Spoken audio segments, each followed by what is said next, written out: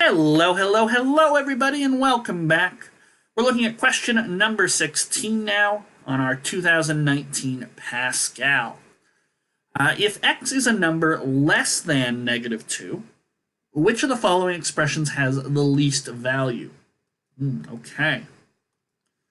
So a number less than -2. Now, they're not being that specific, so one way to approach questions like these, and they do have them every year or so, is to say, all right, let's just pick a value that's less than -2. X is -3, and then compute each of these.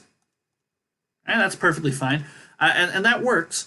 I prefer to try and reason my way through these. It means that I sort of force myself to understand the properties numbers have. But you can approach it either way, really. So a, if you just pick -3x for your x, that's a. We get x plus 2, so that'd be -1.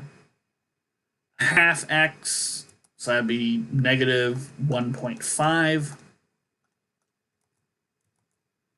X minus 2 and 2x. So x minus 2, that would be -5, and 2x, that would be -6. So you can see the smallest value is going to be -6.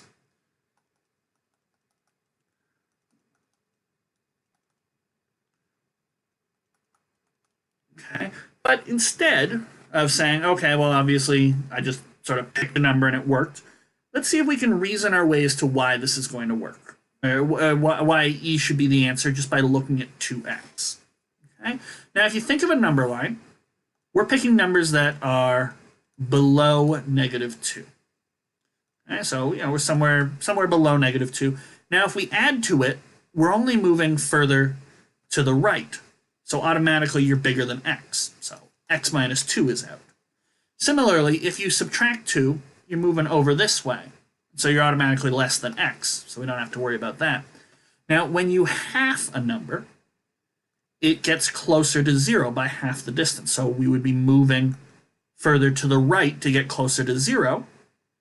And so you're automatically bigger than x at that point. So now you're just down to between d and e. Okay, so which one of those should work?